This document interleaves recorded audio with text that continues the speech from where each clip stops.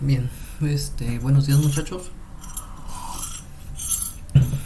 Vamos continuando un poquito con lo de la clase de química cuántica.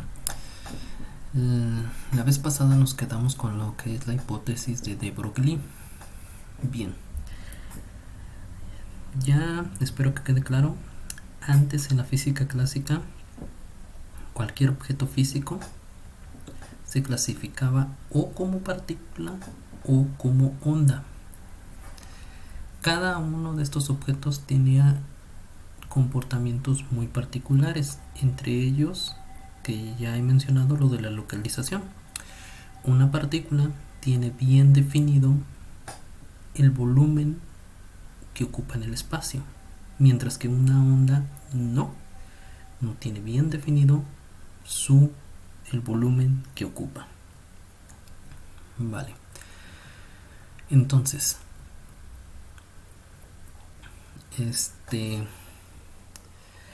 con el experimento del efecto fotoeléctrico,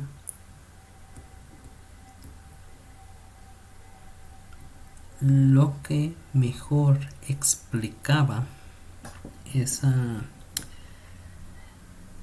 experimento es que la luz no considerara que estuviera formada por varias ondas electromagnéticas, sino por partículas, ¿vale?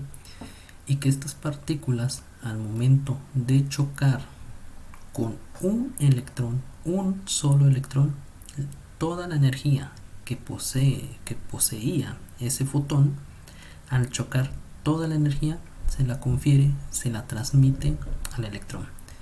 Entonces el electrón con eso ya puede salir. Con esa energía que ganó, si es suficiente para pagar el costo energético de desligarse del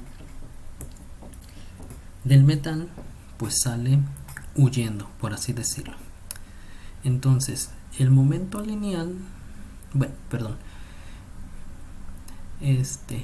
bien, entonces pues aquí quedaba la gran duda, que son ondas, son partículas, los fotones. Realmente lo que vino un poco a cambiar la realidad fue la hipótesis de Broglie, quien dijo, pues bueno, realmente los objetos físicos no los podemos definir como ondas o como partículas, sino que deben de ser de una naturaleza diferente, de tal manera que bajo ciertas circunstancias se comportan como ondas y bajo otras circunstancias se comportan como partícula. Dependiendo cómo los observamos, es la manera en que los objetos físicos se van a comportar. Y él dio una ecuación bastante sencilla donde relaciona una propiedad física que hasta ese momento era única de las partículas, que es el momento lineal. Las ondas electromagnéticas no tenían asociada esta propiedad, y por el otro lado también a las partículas se les confiere la propiedad de la longitud de onda, que hasta antes de este punto era una propiedad que solamente era para las ondas electromagnéticas.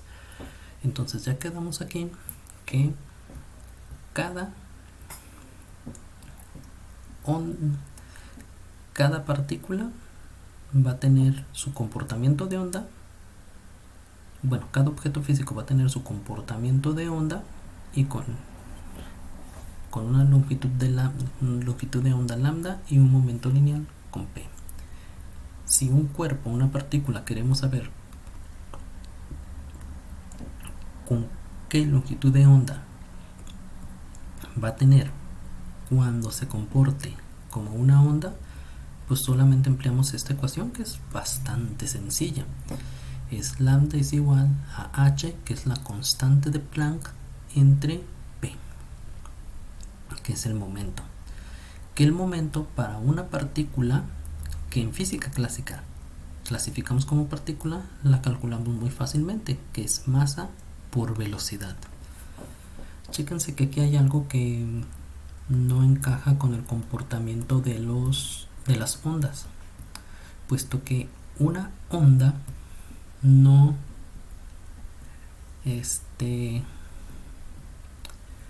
la masa, bueno, se dedujo que la masa de un fotón es cero por efecto relativista. Ahí la fórmula para calcular el momento lineal de masa por velocidad no aplicaría, es decir, ahí no es válida bajo esas circunstancias, puesto que nos daría que el momento lineal de un fotón es cero. Sin embargo, para que se comporte como una partícula debe de tener 1. Esta ecuación nos permite deducir el momento lineal P y de un fotón o de un haz de luz, o del fotón que forma parte de un haz de luz con una longitud de onda bien definida. ¿Vale? Insisto, para un fotón el momento lineal ya no es masa por velocidad. Bien, espero que haya más o menos quedado claro eso. Vamos ahora a analizar un poquito el espectro de emisión del hidrógeno, que de alguna manera fue como que el parteaguas o con el que se dio el banderazo de hacer la nueva teoría, la nueva física. Ya quedamos que antes, hasta en los finales de 1800, pues prácticamente daban por hecho que la física, las ecuaciones de la física clásica, que ya han visto en sus cursos, ecuaciones de Newton, de electromagnetismo, etcétera, que pues eso ya era todo lo que había que saber de la naturaleza. Con todos los demás experimentos que hemos visto, simplemente se pusieron a dudar y ya incluso empezaron a deducir nuevos comportamientos de la naturaleza, como la cuantización de la luz o incluso el comportamiento de onda-partícula, la dualidad. Vale. El espectro de emisión del hidrógeno fue lo que vino de alguna manera, y nos interesa a nosotros los químicos, a redefinir, o más bien a tener una idea ya más precisa de cómo es la estructura de un átomo. Hasta este punto pues se habían creado varios modelos que supongo vieron en química general, el modelo del pudín con pasas, donde se creía que el protón era una masa gigante y que embebido en esa masa tenían insertados algunos electrones, tal como un pan con pasas. El que con hechos experimentales vino a dar una mejor descripción de cómo es la estructura del átomo fue Rutherford, quien vía experimentos dedujo o concluyó que los átomos parecen tener la forma de un pequeño sistema planetario, donde el núcleo se encuentra en el centro, asume el rol del Sol en nuestro sistema planetario, y los electrones orbitan alrededor de este. Bien,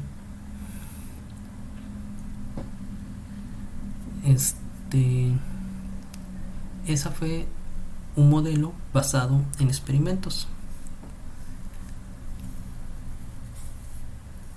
Vamos a tratar de empalmar esa observación de Rutherford con lo que observamos en el espectro de emisión de hidrógeno. Bien, lo que ocurre, vamos a suponer que tenemos encerrado en algún recipiente hidrógeno atómico y se calienta a unas temperaturas muy altas. Bien, al tener estas temperaturas tan altas, pues prácticamente otra vez se vuelve a emitir luz, de hecho de algunos colores, bueno, un haz de luz que es visible. Otra vez vamos a suponer, como en la radiación del cuerpo negro, que esta contenedor o que el hidrógeno, al estar tan caliente, emite, por eso el espectro de emisión, porque el hidrógeno está emitiendo esas ondas vienen del átomo de hidrógeno. Las ondas electromagnéticas pues salen para todos lados. Ponemos una pequeña barrera con un pequeño orificio donde dejamos pasar un haz de luz que emite el hidrógeno caliente. Ese haz de luz, como el de la radiación de cuerpo negro, está compuesto por ondas con diferentes longitudes de onda. Solamente que hay una gran diferencia con respecto al del cuerpo negro. Cuando lo hacemos pasar por un prisma, y ya sabemos que al pasar por un prisma, ondas con diferente frecuencia se desvían a diferentes ángulos. Más frecuencia o longitudes de onda más pequeña, mayor es la desviación, y menor es la desviación o el ángulo de desviación si la frecuencia es baja o la longitud de onda es larga. El chiste es que al llegar al detector solamente llegan haces de luz bien definidos. Solamente supongamos que llegan a esta altura o a esta altura o a esta altura, es decir, alturas definidas. Recordemos que en la radiación del cuerpo negro, pues prácticamente el haz de luz, cuando lo descomponemos, contiene prácticamente todas ondas electromagnéticas con cualquier valor de longitud de onda. El gas hidrógeno no pasa eso, sino que solamente tiene unas cuantas.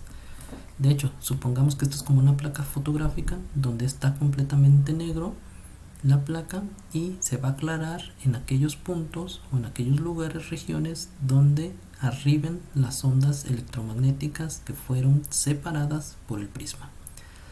Vemos esa placa y vamos a ver rayitas. Cada rayita corresponde a una onda electromagnética con cierta longitud de onda que chocó a tal altura del detector. Esta placa es el que vamos a llamar espectro, ¿vale? O esta gráfica le vamos a llamar espectro, que es lo que obtenemos del aparato. Y le vamos a llamar de emisión porque estamos estudiando la luz que emite el hidrógeno caliente. En sí, todo este equipo lo podemos llamar un espectrómetro. El espectrómetro prácticamente se encarga de analizar cualitativa y cuantitativamente la luz que emite una sustancia o la luz que absorbe. En este caso solamente estamos estudiando la luz que emite. Bien, en particular el espectro de emisión del hidrógeno resultó relativamente fácil de analizar. Ahorita les estoy platicando con hidrógeno, pero lo mismo hicieron con sodio y algunos otros elementos. El chiste es que todo esto lo hicieron a presiones bajas y garantizar que la sustancia esté en forma atómica. Bien, se arrojaron un montón de datos, números, por ejemplo, de longitudes de onda, separaciones que hay entre una línea de emisión y otra línea de emisión. Y había alguien bastante talentoso en aquellas épocas que era Balmer. Balmer lo que hacían es que si ustedes le daban números obtenidos de un experimento, él tenía un talento de analizar esos números y encontrar patrones o fórmulas de forma empírica. Por ejemplo, si ustedes les doy una serie de datos, parejas de datos, 1 con 1, 2 con 4, 3 con 9, 4 con 16, inmediatamente ustedes van a encontrar una fórmula para deducir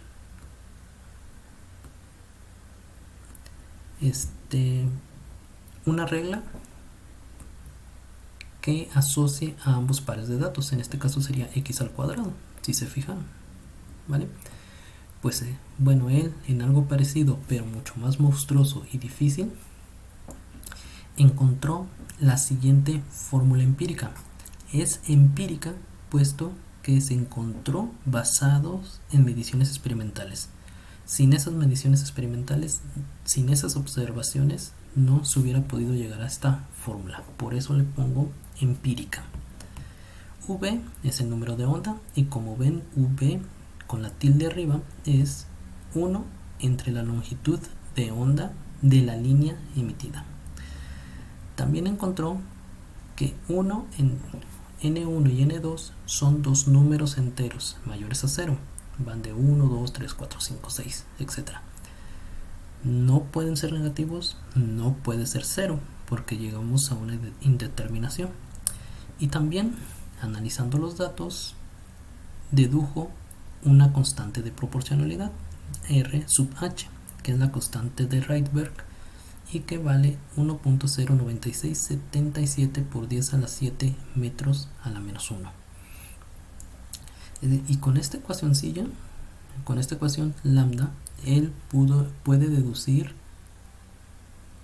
bueno, utilizando esta ecuación, fijando un número, por ejemplo 2, utilizando como n2 un 1, n sub 2, por ejemplo, utilizando el valor de 2 todo momento, y n sub 1 ponerle valores de 3, 4, 5, 6, 7.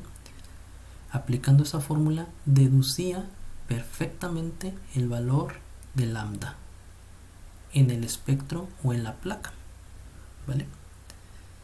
Bien, esto no era, digamos, accidente, sino que pues analizó los datos y encontró esta fórmula para encontrar los valores de lambda, predecirlos.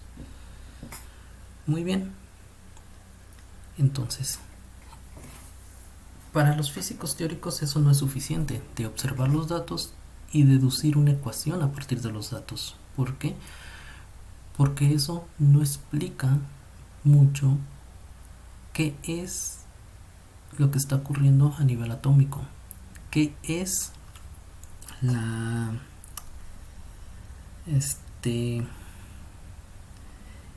no les dice bien cuál es la estructura del átomo.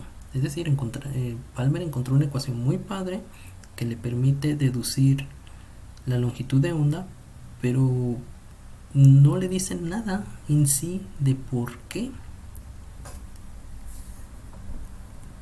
o cuál es la estructura del átomo. Vale. Entonces, los físicos teóricos pues no se quedaron muy felices nada más con eso, sino que empezaron a imaginar, a tener ideas. Bien, el pionero en este tipo de pensamiento fue Niels Bohr, que fue un alumno de Rutherford. Entonces, este había heredado de su profesor la conclusión o la idea de los experimentos que decían que la estructura atómica es parecida a un sistema planetario. El protón en el centro y los electrones alrededor siguiendo órbitas perfectamente circulares. Bien, aplicaron las reglas de la física clásica.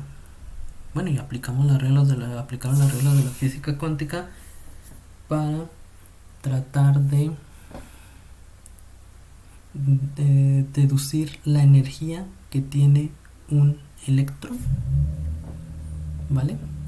Lo que querían saber es qué cantidad de energía tenía el electrón en un átomo, cosa que no podían saber bien a través de las ecuaciones de Rydberg. Bien, no nos podemos quedar tan tranquilos en este modelo, puesto que si aplicamos esas reglas de la física clásica deduce algo que no se observa, algo que está fuera de la realidad, que es que los átomos no existen. Simplemente si empezamos con un electrón orbitando alrededor del núcleo, las leyes de la electrodinámica nos dicen que este electrón va a seguir, en lugar de seguir un camino, una trayectoria perfectamente circular, va a seguir un camino en espiral, y esa espiral lo va a llevar cada vez más cerca hacia el núcleo hasta que colapse en él. Es decir, lo que veía Rutherford, que prácticamente los electrones estaban alrededor de los núcleos, la física clásica decía eso es imposible, no puede existir. Bueno, aquí hay otra vez una confrontación entre teoría y experimento. El experimento dice sí, los electrones están alrededor del núcleo, y la física clásica decía no, los electrones deben estar prácticamente colapsados con el núcleo. Y esto a algunos les llevó a decir, pues los átomos tal y como los estamos concibiendo no existen. Bien, quien vino a revolucionar esto fue Niels Bohr. Dijo, a ver, el modelo del átomo de mi profesor está bien. Los electrones están alrededor del núcleo. Vamos a tomar que el átomo sí es semejante a un sistema planetario. Bien, en este sistema planetario, el electrón, en el átomo de hidrógeno, recuerden que es un solo electrón, el electrón puede estar en diferentes órbitas, todas ellas circulares. La órbita que está más cercana al núcleo la vamos a etiquetar con el número 1, la segunda más cercana con el número 2 y la tercera más cercana con el número 3. El electrón en algún momento dado puede estar en alguna de estas órbitas.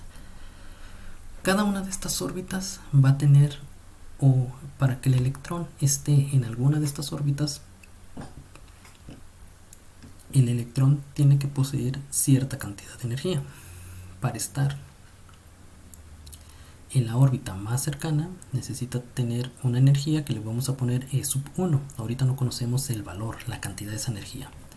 Para estar en la órbita número 2 necesita otra cantidad de energía, E sub 2. Para estar en la tercera órbita más cercana necesita otra cantidad de energía, E sub 3. También se supone que mientras más alejado esté del núcleo la órbita, mayor es la cantidad de energía que necesita poseer el electrón. Bien, entonces, esto que les acabo de explicar de que por cada órbita hay una cantidad de energía que debe poseer el electrón, es lo que explico en este punto. En el siguiente punto les pongo que se asume que la órbita es estable, le vamos a llamar estacionaria. Aquí Bohr prácticamente se comportó como un renegado, es decir, prácticamente dijo, no me importa que la física clásica diga que esto no se puede, que el electrón esté en una trayectoria perfectamente circular alrededor del núcleo, sino que debe estar haciendo una espiral hasta que alcanza el núcleo. Eso lo voy a ignorar, voy a decir mi electrón es mi modelo, es mi electrón. Es lo padre de lo teórico, que a veces vamos en contra de lo común. Va a estar perfectamente haciendo su camino circular, no va a obedecer las leyes o las reglas de la física clásica. Bien, aquí introdujo también el concepto de que el electrón puede cambiar de órbita, pero para cambiar de órbita el electrón tiene que cambiar su energía. Si el electrón cambia a una órbita con mayor número, vamos a llamar estos n's o el número de órbita ya un número cuántico. Con un número cuántico mayor necesita energía, es decir, por ejemplo, si el electrón está en la órbita número 1, necesita ganar una cantidad de energía muy precisa para que llegue a la 2. Estos valores de energía son totalmente fijos para el átomo de hidrógeno, ¿vale? Esa transición del electrón de la órbita 1 al electrón de la órbita 2, pues prácticamente se gana absorbiendo un fotón. Entonces puede llegar un fotón, choca con el electrón que está en la órbita 1, le confiere su energía, y si esa energía es exactamente la que se requiere para estar en el 2, entonces ocurre la transición. Aquí hay dos cosas. Si ese fotón que choca tiene una energía menor que la requerida para brincar a la órbita 2, esa absorción no ocurre. Igual no ocurriría si ese fotón al momento de chocar con el electrón le confiere más energía que la necesaria para brincar a la siguiente, que es la 2, la absorción tampoco ocurre. Tiene que ser el fotón con la energía exacta. Bien, el electrón también puede brincar, puede estar en una órbita de mayor energía y brincar a una órbita de menor energía. Lo que va a hacer es simplemente emitir energía en forma de onda electromagnética. Vale. Emitir un fotón. De hecho, es lo que está ocurriendo en nuestro experimento del espectro de emisión. O es lo que está, bueno, es lo que dice el modelo. Prácticamente lo que estamos viendo es de que al momento de calentar, los electrones los ubicamos en diferentes órbitas y estos electrones cambian a órbitas de menor energía, desprendiendo luz. Muy bien. Estas son las características del modelo o reglas que no tienen sentido, si se fijan, para lo que predicen los hechos experimentales. Bohr continúa aplicando la hipótesis de Broglie al asumir que cada órbita existe una onda con longitud de onda lambda alrededor de la órbita y que la circunferencia de la órbita tiene un múltiplo exacto de lambda. Es lo que supuso. Son solo ideas, o sea, en realidad no hay nada, digamos que no hay nada que tenga sentido que podamos deducir. De hecho, él dijo, bueno, aquí está la órbita, una circunferencia perfecta. Lo que va a pasar es de que hay una onda, quién sabe qué sea esa onda, pero hay una onda que está alrededor de la órbita y tiene una longitud de onda exacta. Si se fijan aquí, mi punto de inicio es el mismo que mi punto final de la onda. Si esta circunferencia no tuviera una lambda exacta, bueno, si esta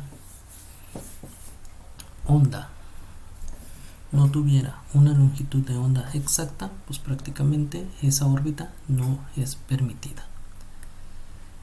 Entonces aquí lo que puso Bohr fue: la circunferencia de la órbita es 2 veces pi por r y esto debe de ser igual a un múltiplo exacto donde n es igual a 1, 2, 3 de una cierta longitud de onda. Y la hipótesis de Broglie es de que lambda es igual a h entre masa por volumen, donde v es la velocidad del electrón.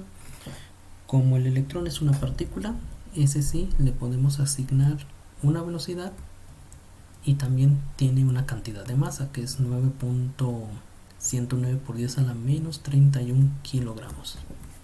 Vale. Entonces ahora estas son, digamos, las suposiciones o las reglas nuevas que pensó Bohr. A partir de aquí, mucho utilizó de lo que ya existían de la física clásica. De la física clásica tenemos que todo cuerpo que se mueve en un círculo, la cantidad de movimiento, de moverse en un círculo, la podemos cuantificar vía el concepto de momento angular. Esto prácticamente nos dice qué tanto movimiento tiene algo que se mueve en un círculo. Vale. La denotamos con la letra L mayúscula, ese momento angular. Esto va a ser igual a la masa por la velocidad por el radio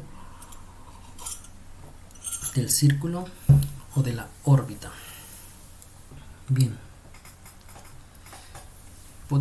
Esta es prácticamente una regla de la física clásica y esto, digamos, que ya es una de las nuevas reglas de la cuántica. Lo que hizo Bohr fue combinar ambos casos, es decir, Él hizo unas pequeñas operaciones de álgebra. L es igual a masa por velocidad por R. Bueno, lo que tenemos, vamos a partir de la primera suposición de Bohr, que es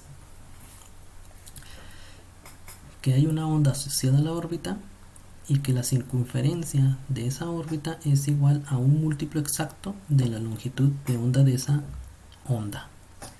Despejamos la lambda y nos queda que es igual a 2 veces pi r entre n. Ustedes mismos vayan haciendo en su cuaderno o en una hoja de papel, vayan haciendo todos los despejes y matemáticas que voy haciendo, puesto que puede que me equivoque y ustedes tienen que corroborar que todas las matemáticas que estén aquí sean válidas. A estas alturas del partido se supone que ustedes deben de ser, ya deben de traer un nivel básico de matemáticas aceptables. Entre ellos es que los despejes no deben de ser un problema. Muy bien, entonces aquí tenemos la lambda. Si se fijan, aquí la pongo en un circulito, puesto que la lambda la voy a sustituir por la hipótesis de Broglie, que es h entre masa por velocidad es igual a 2 veces pi r entre n. Y de aquí todavía puedo hacer unos despejes. Si se fijan, en masa por velocidad la puedo pasar multiplicando y los otros n y 2pi lo paso para el otro lado, de tal manera que me queda masa por velocidad por radio es igual a n, número cuántico, h, constante de Planck, entre 2pi. Si se fijan, esto es exactamente el concepto o la forma como calculamos el momento angular en física clásica, y es igual a la L.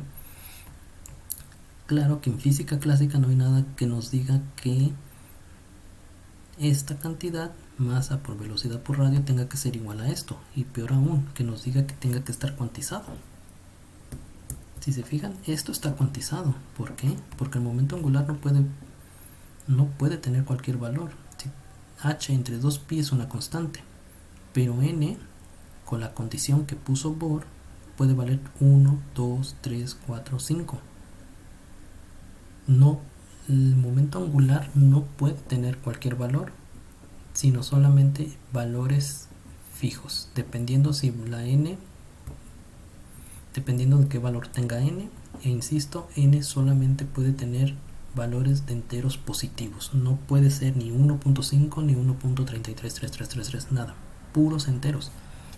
Esto hace que la L tenga solamente ciertos valores permitidos bajo las suposiciones de Bohr. Bien, lo que vamos a hacer ahora es, vamos a continuar nuestra derivación hasta encontrar la fórmula que nos lleva a estimar la energía de una órbita. Continuamos en esta segunda columna. Aquí tenemos, bien, vamos a analizar la energía cinética y potencial. Aquí la pongo de una órbita, pero sería un tanto incorrecta, sino más bien sería la energía cinética y potencial de un electrón en una órbita. Aquí Bohr de nuevo ya no introdujo reglas nuevas. Lo único que empezó a utilizar lo que ya había deducido, o las ecuaciones de la física clásica. Y estas ecuaciones son las que vienen de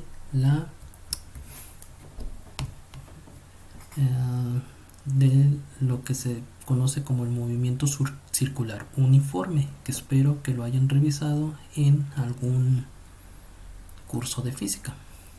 Bien, tenemos que para que algo se esté moviendo en forma de un círculo debe de existir una fuerza, y esa fuerza debe de ejercerse hacia el centro,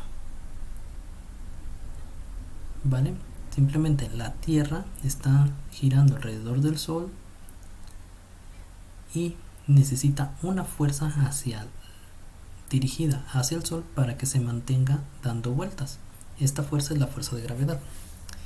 En el caso del átomo de hidrógeno, esta fuerza es la fuerza coulombica, es decir, la fuerza que existe porque esto es una carga positiva, tiene carga eléctrica positiva, que es el núcleo, y este tiene una carga eléctrica negativa, que es el electrón.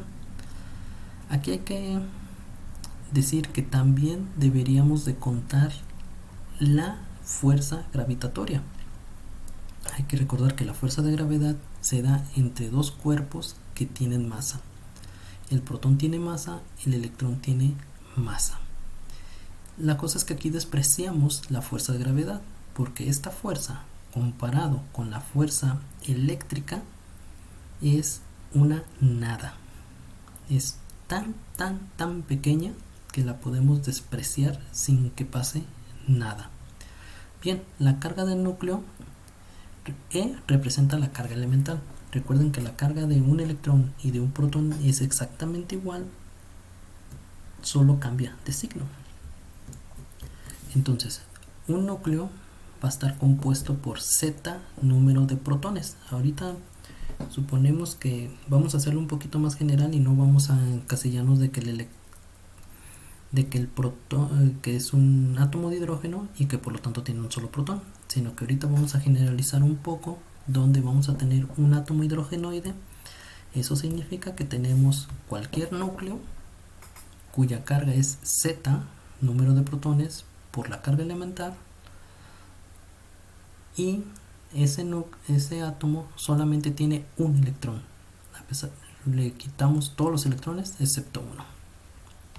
Bien, tenemos que la fuerza centrípeta, es decir, la fuerza que hace que esto se mantenga moviéndose en un círculo, es igual a masa por la velocidad al cuadrado que tenga la partícula entre el radio de la órbita.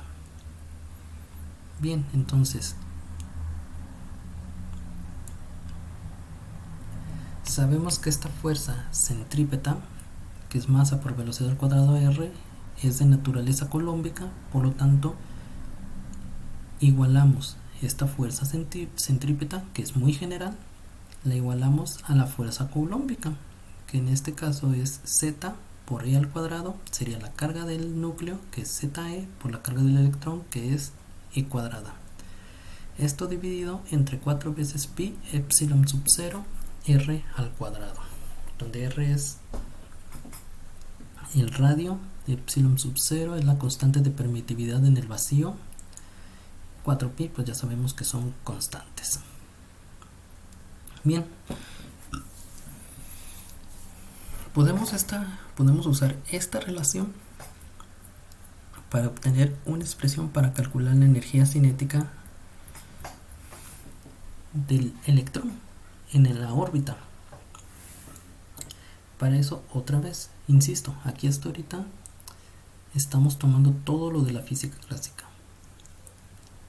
Hacemos que T, la energía cinética, sea igual a la masa por la velocidad al cuadrado entre 2. Usamos la relación de que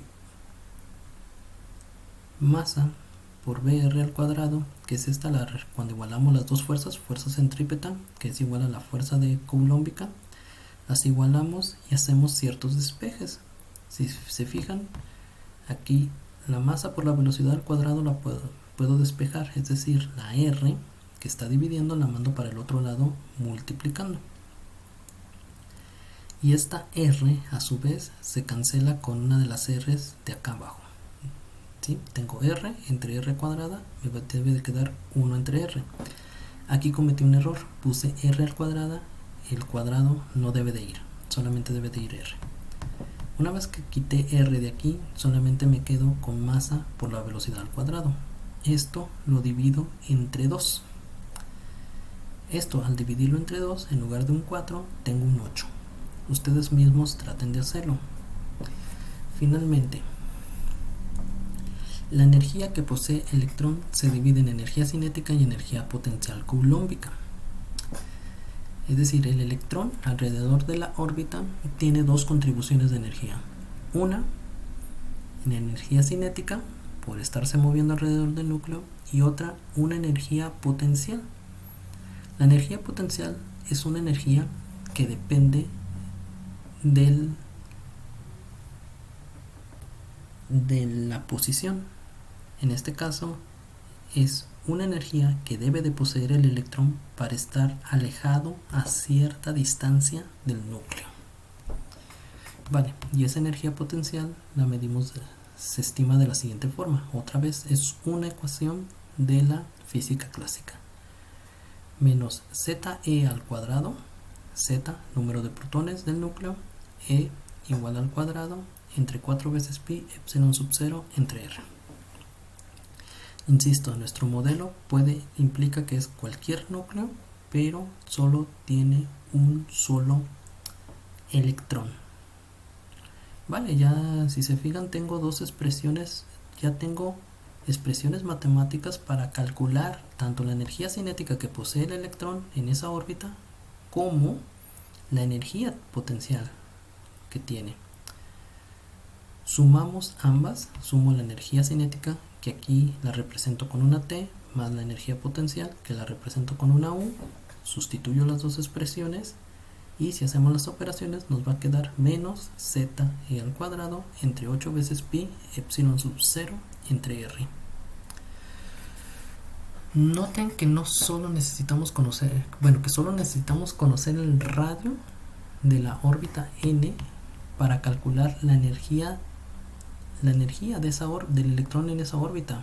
Aquí tengo la energía del electrón cuando está en la órbita N. Todo aquí, en esta fórmula, que es la energía, todo aquí excepto R, todos son constantes. ¿Vale? Bien, experimentalmente ese radio no se puede ver. De hecho, ya veremos más adelante que nunca se puede deducir. Nunca se puede ver, nunca se podrá ver en un experimento. Bien, entonces Bohr lo que hizo ingeniosamente es tratar de encontrar una fórmula matemática para calcular R a partir de puras constantes que conocemos. Eso lo logra partiendo de la energía cinética. La energía cinética se calcula como la masa por la velocidad al cuadrado entre 2. Esta cantidad la multiplicamos por un 1. Masa por radio al cuadrado entre masa por radio al cuadrado. Si se fijan es un 1. Si multiplico un número por un 1 me sigue siendo el mismo número.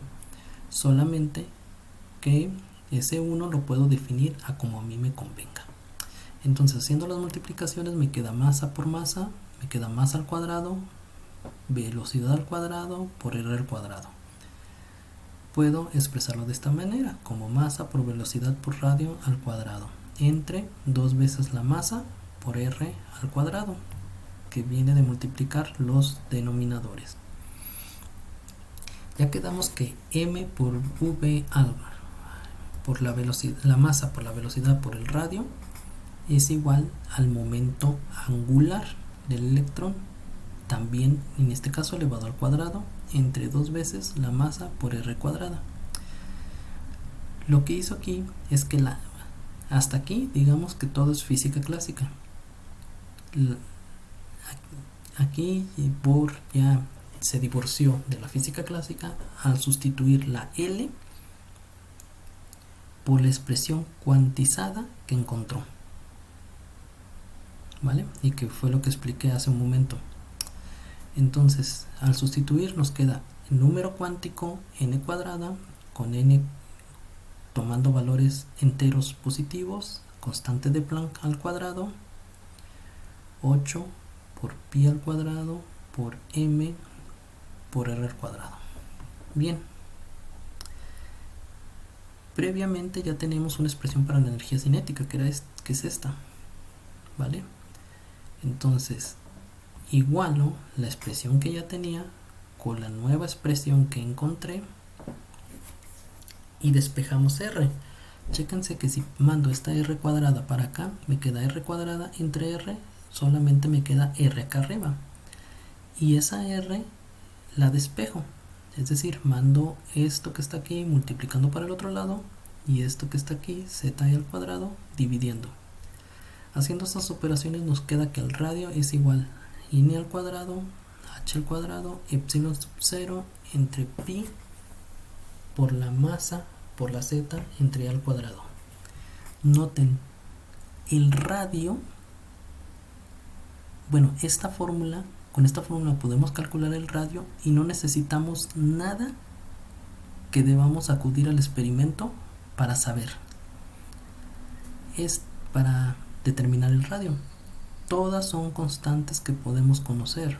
La carga eléctrica elemental la conocemos, número de protones lo conocemos, en el caso del hidrógeno es un 1, la masa del electrón la conocemos, pi es un número que conocemos, epsilon sub 0 o la permitividad en el vacío es una constante que conocemos, h al cuadrado, h, la constante de Planck, otra constante que conocemos, y n es un número cuántico que nosotros podemos elegir.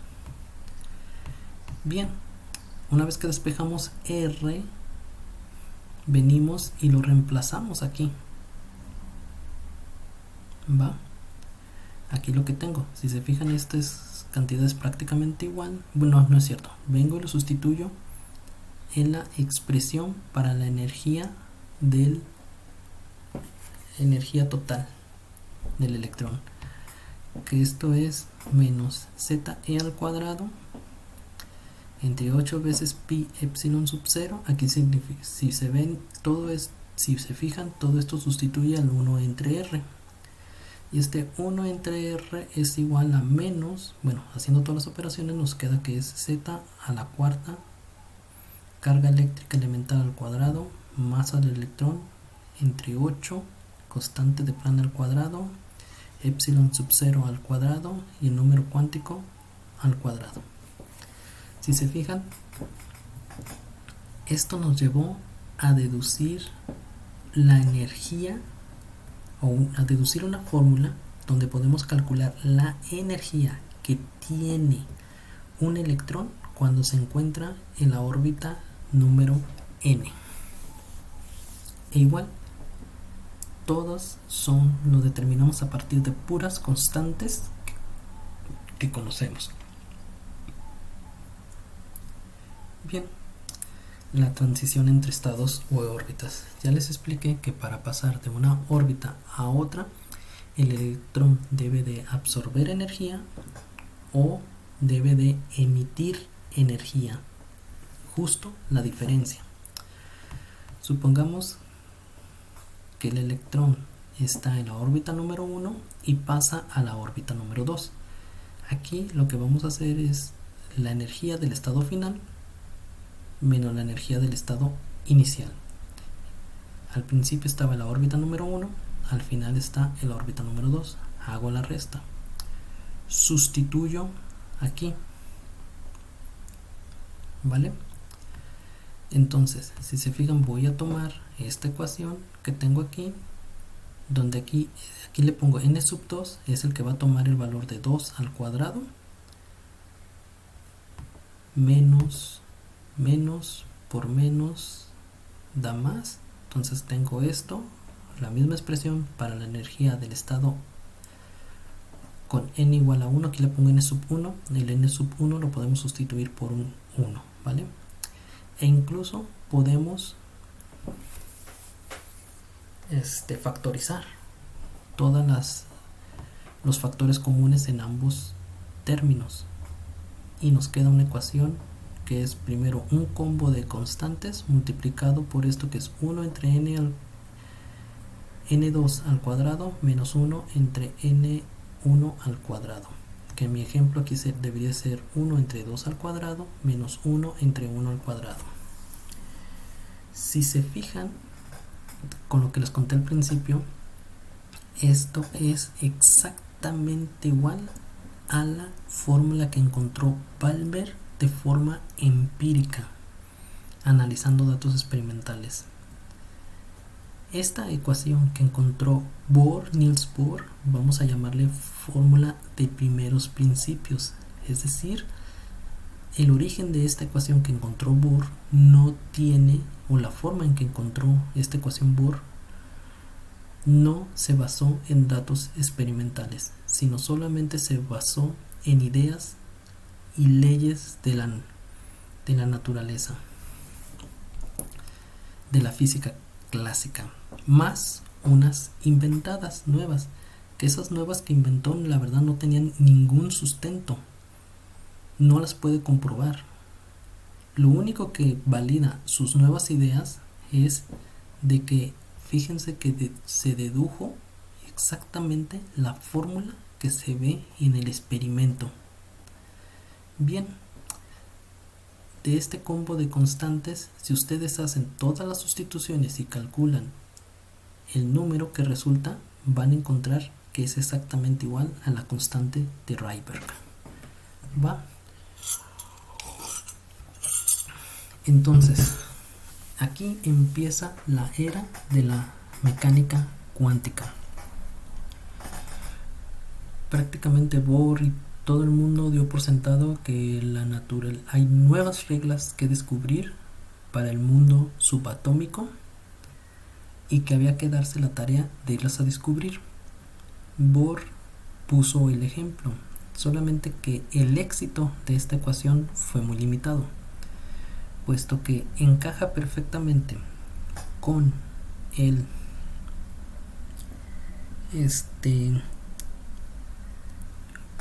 con lo que se observa experimentalmente del espectro de emisión del átomo de hidrógeno.